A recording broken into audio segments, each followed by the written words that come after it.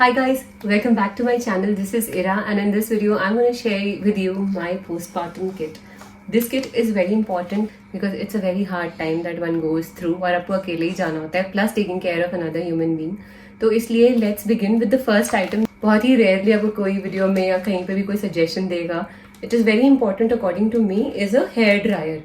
I personally मैं बहुत ज़्यादा बिलीव नहीं करती कि मैं बहुत आर्टिफिशियल हीट प्रोडक्ट्स यूज़ करूँ अब अपने बालों पर, और स्पेशली पोस्टपार्टम में हम सबको पता है एक बार कि हेयर फॉल तो होता ही है, तो अब इसके ऊपर हम क्यों डैमेज करें अपने बाल। लेकिन जो हेयर फॉल होता है ना, वो यूजुअली 3 महीने 4 महीने के बाद शुरू होता है, जब आपके एस्ट्रोजन लेवल्स गिरने लगते हैं। शुरू में नहीं होता। लेकिन ये किट हम बात कर रहे हैं जो आप इमीडिएटली हॉस्पिटल से आएंगे, शुरू के जो 10, 12, 15 दिन होते हैं, इवन ऐसे कि जो पहले 30 डेज भी होते हैं, उसमें क्या होता है कि स्पेशली अगर आपकी डिलीवरी विंटर्स में है तो क्या होता है कि ठंड लगती है ना, बाल बहुत देर तक गीले नहीं रख सकते एंड बच्चों को फ्रीक्वेंटली फीड कराना पड़ता है। अगर आपके बाल स्पेशली लंबे हैं जैसे मेरे हैं, इट टेक्स एजेस कि कितना कम टाइम होता है अपने लिए during the first few months of postpartum and baby wants feed continuously, तो बाल धो के भागो कि ये करनो वो करो, तो इसलिए specially recommended. The next item on my list is जो सभी को पता होता है, ये पोस्टपार्टम बेल्ट।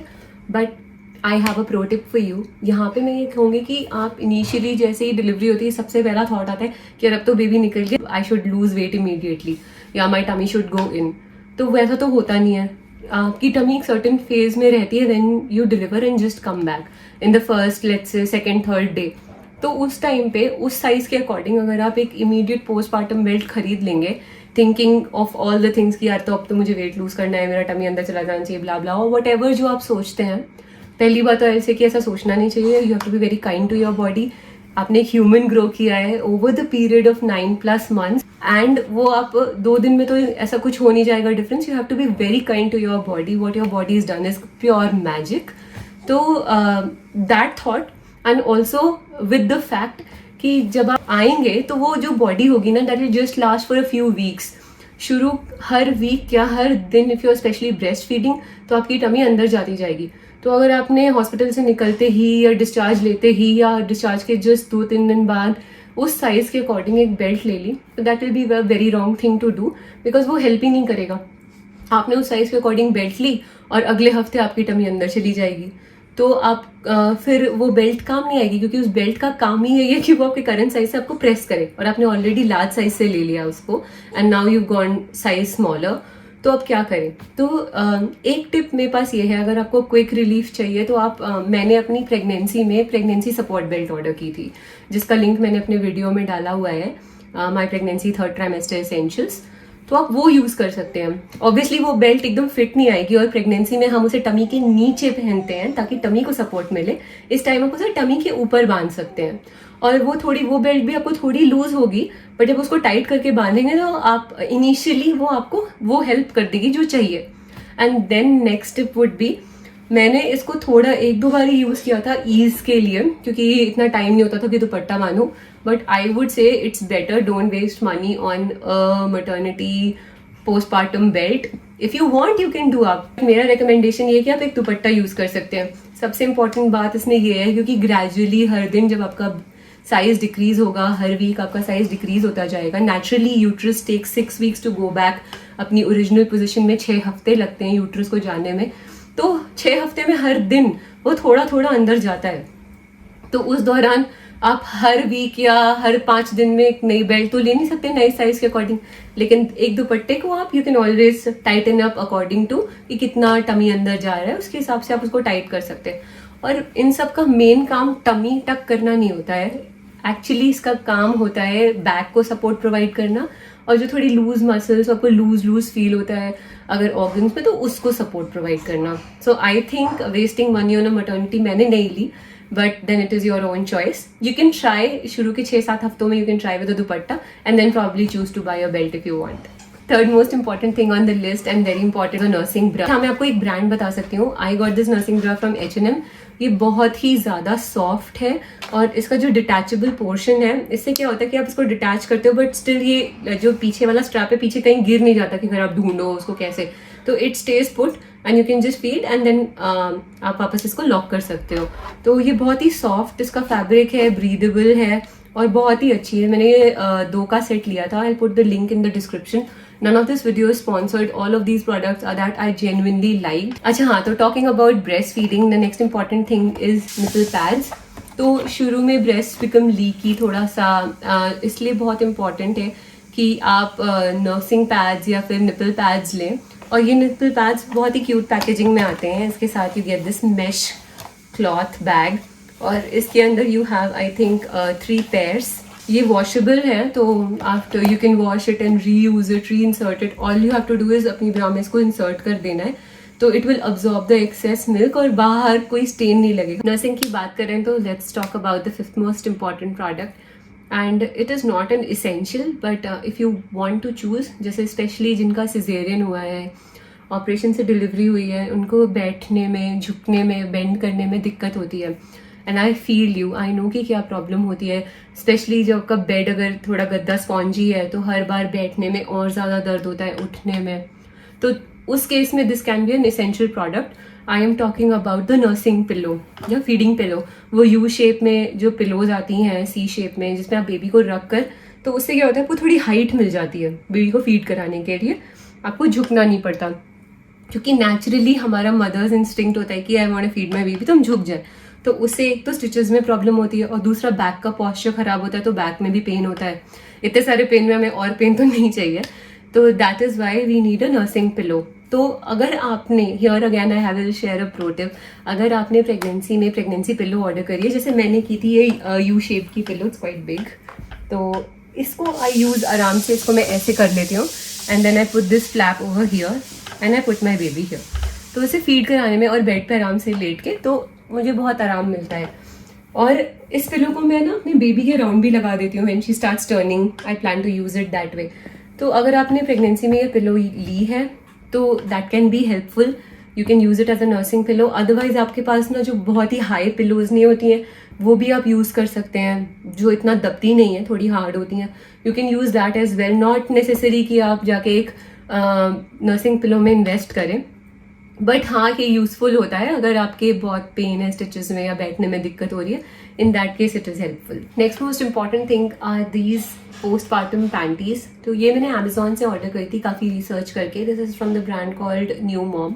अब यहाँ पे एक और टिप है, when ever you ordering postpartum panties, आपका जो करंट साइज है, like may be in pregnancy wearing a certain size, उससे एक साइज छोटा ऑर्डर करें, because it's gonna provide you that compression. हाँ, सबके लिए ये डिफरेंट हो सकता है. If you don't want that compression and if you want कि थोड़ा सा लूज रहे, तो आप वो भी चूज़ कर सकते हो. But it is very nice, it is very breathable, कोई डिस्कम्फर्ट नहीं हुआ.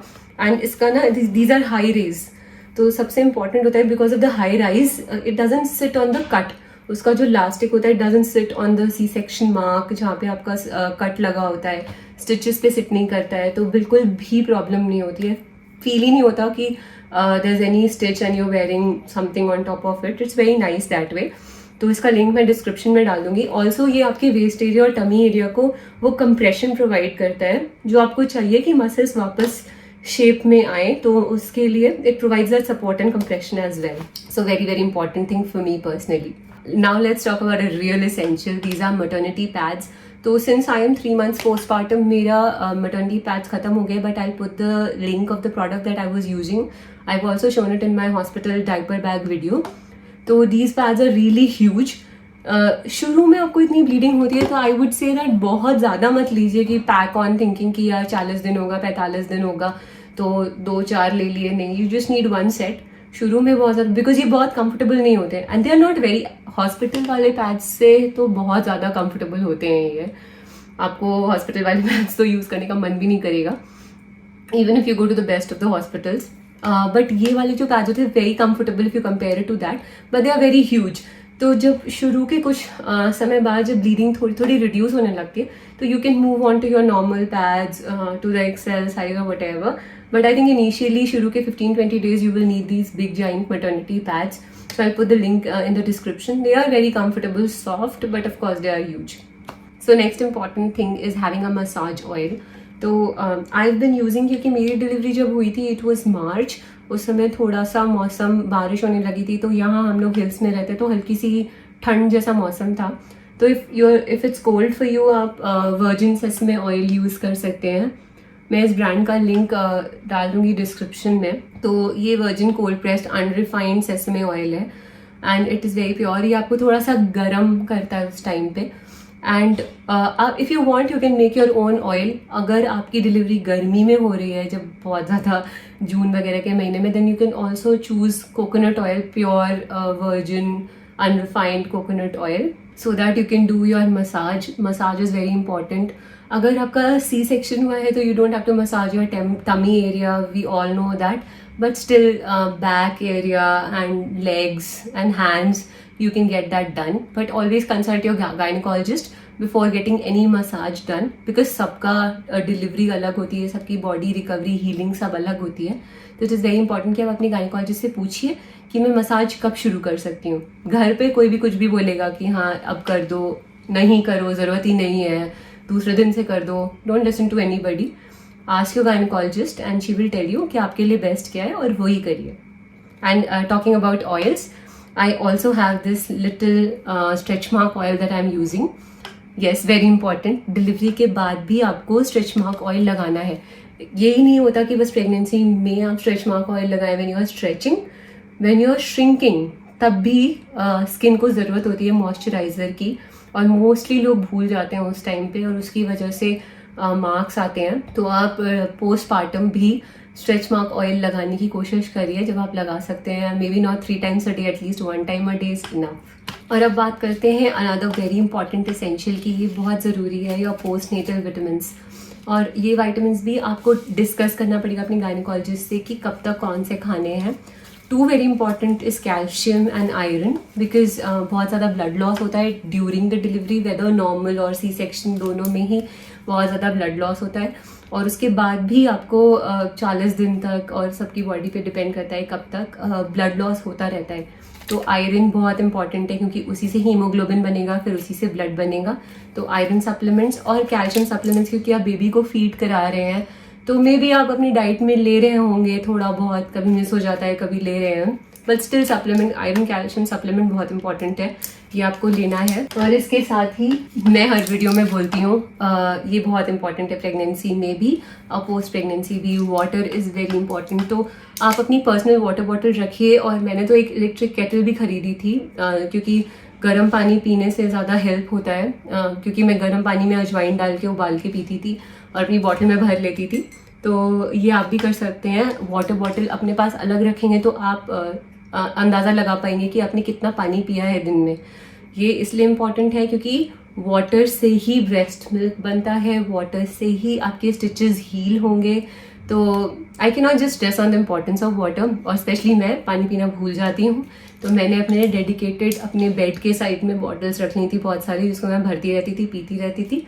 एंड मेरा गोल होता था by the end of the day मुझे इतनी बोतलें ख़त्म करनी है। तो मतलब उसकी वजह से मेरा ब्रेस्ट मिल्क सप्लाई हमेशा टचवुड बाय गॉड्स ग्रेस बहुत अच्छा रहा। एंड इवन मेरी हीलिंग भी उसने हेल्प किया इसमें।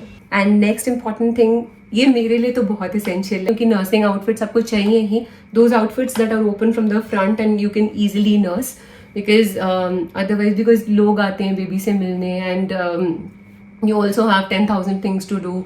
बीच में थोड़ा सा ब्रेक मिला तो उसी में खाना खाना है, उसी में सब कुछ करना है। तो your outfit should be friendly for you and your baby. तो इसलिए नर्सिंग आउटफिट्स, एंड ऑल्सो बहुत ज़्यादा मत खरीदो बिकॉज ऑब्वियसली वो शेप और साइज चेंज होता रहेगा, but at least 1 or 2 cute outfits. Cute इसलिए क्योंकि पोस्टपार्टम आपको थोड़ा सा कभी ऐसा फील हो सकता है यार अपनी बॉडी को लेकर, वैसे होना नहीं चाहिए because this is very normal process और हमने प्लान किया है, ऐसी चीज़ें होती हैं। बट अगर आपको फील होता है तो sometimes cute outfits make you feel happy कि यार अच्छे लग रहे हैं। Eventually a little cute outfit makes you feel nice, आपको अच्छा लगेगा तो आपको अच्छा लगेगा, आप हैप्पी रहोगे तो आपकी एनर्जी आपके बेबी में जाएगी, आपके घर में रहेगी, and all be a happy nice vibe. And lastly another of my favourite is having a good play list at your hand. तो अपने फ़ोन में आप एक अच्छे गानों की प्ले लिस्ट रख सकते हैं, क्योंकि मोस्टली आपका ज़्यादा से ज़्यादा टाइम बेबी के साथ जाएगा। और अगर क्लासिकल म्यूज़िक आप सुन रहे हैं तो वो बेबी की ब्रेन डेवलपमेंट में भी हेल्प करता है, सिर्फ डिलीवरी के बाद नहीं, इवन ड्यूरिंग प्रेगनेंसी भी हेल्प करता है। और आपके मूड को भी अपलिफ्टेड रखेगा, अच्छा सा रखेगा। तो आपको जो बीच बीच में गैप मिलता है, you can listen to nice music. I have downloaded some books on Audible जो मैं सुनती हूँ, you can also watch your favourite series. तो आप अपना टीवी भी शिफ्ट करा सकते हैं अपने रूम में, बिकॉज उस टाइम आपको बेड पे ज़्यादातर टाइम स्पेंड करना पड़ेगा. थोड़ा बहुत मतलब रेस्ट लेना है, वॉक भी करना है, एक्टिव भी रहना है, बट थोड़ा रेस्ट भी करना है. तो इन सबको कंसिडर करते हुए have some entertainment for yourself, क्योंकि entertainment we all like entertainment थोड़ा बहुत. Whatever makes you feel nice, songs, be it books और be it some series, you can have that. Okay, so that was about this video. अगर आपको ये video अच्छी लगी तो please subscribe to my channel. Till the next time, bye bye and take care.